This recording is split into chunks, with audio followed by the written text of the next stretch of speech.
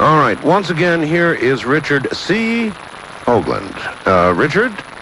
Yes, sir. All right. By the way, is it possible that because of this, even if it was a hoax, SETI has been set back 100 years? Of course not. They have gotten more free publicity around more websites, more networks, more magazines. I know. You know, Barnum said it best. I don't care what you say about me, but spell my name right. More people now know the concept of SETI, know there might be something out there, know there's controversy, know there's people who they can join or they can talk to. I mean, that's balderdash. I think actually it would raise support for SETI. Of course, because the SETI now is not official. Ostensibly, there is no official search for extraterrestrial intelligence being sponsored by any government anywhere on the planet tonight. It's all an amateur effort. And what brings amateurs together? Conversation, interest, you know, social gatherings. I believe you're correct, yes. Minds. Yeah, all this has done is make, it's almost like the Republicans and Democrats and the Clinton versus the Starr thing. You know, if you really don't like what's been said and what's gone on, then you'll redouble your efforts. So the stuff coming out of the officials is frankly balderdash. All right, so in our effort to get to the truth, what do you think we know tonight? Lay out as best you can what you think we know and what you think the three signals we do know about in England, in Japan, and now in Australia, what they mean and why you believe this is real being covered by a hoax.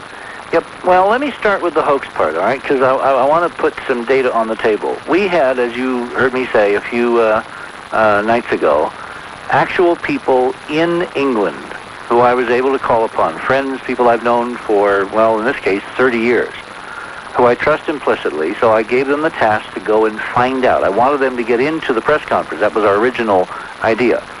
So I sent them data on how to locate and all this, using the information that was on the GeoCities website. And the following morning, I got a response that was, frankly, very, very disturbing. Really? I think we had a heads up on this before even GeoCities posted the notification that Door's press conference had been canceled.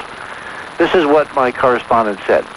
I have called, this was on Tuesday the 3rd, all right? I have called the British Astronomical Association, who say they know nothing about the press conference. Then I called the Royal Society of Chemistry, who handle the Scientific Society's lecture theater. They looked into it and called back saying there is no such press conference scheduled there tomorrow.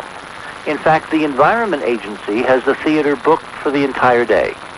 I have spoken to the British Interplanetary Society, the British National Space Center, the editor of Astronomy Now magazine, and even rang The Sun and asked for Nathan Keyes. Remember, he was the correspondent who was supposed to have gotten a press release. Yes. And the GeoCities site posted the information from Nathan Keyes. Yes. Well, guess what? Nathan Keyes does not exist as far as they know. Well, Let me continue. Okay, but here's, well, let me interject one thing. You know what made this story jump out as real to an awful lot of people?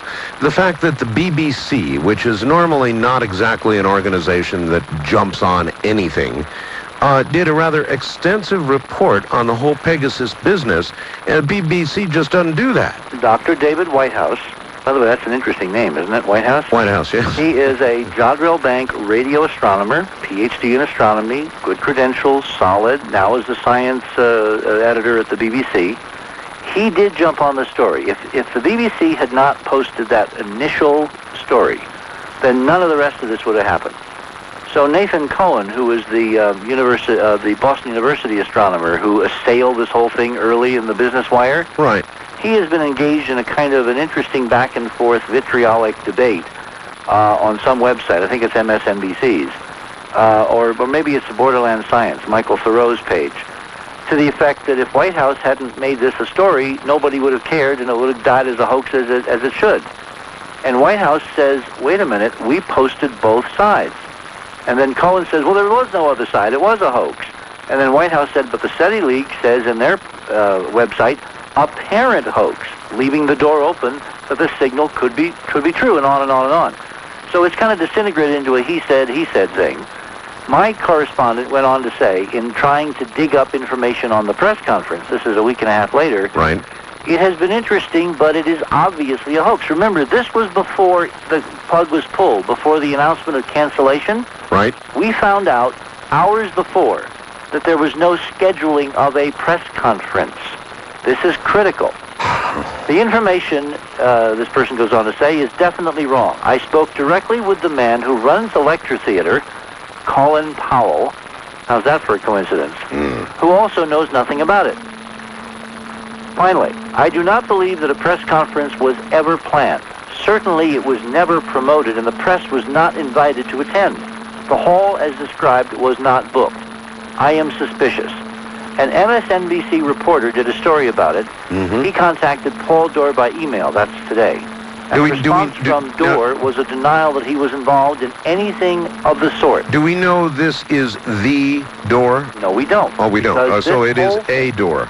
This is a Dorr supposedly who claims that he worked at Siemens Plessy, which is the aerospace firm that appeared on the GeoCities website a couple years ago, and now works for a small company, and that someone stole his bio, his curriculum vitae, somehow, and put it on the web with a picture, with a black line across the eyes to kind of make it, impossible to recognize, and that this whole thing has been fabricated. Well, I find all of this fascinating because what we now know from our own digging, our own on-the-ground, soles of your foot shoes, shoe leather. Yes. The press conference was never even scheduled. So it was a carefully planned, proactive hoax. Proactive. Now, what does that mean? Well, what it might mean, and I know exactly where you're going, living up to your middle initial in full, that there really is a signal there, and the best way to squash it is to do exactly what they did and perpetrate what turns out to be an obvious hoax to cover a reality. Exactly. My God, what a world we live in. Oh, my God. Now you're going to tell me that we don't run, Black Ops operations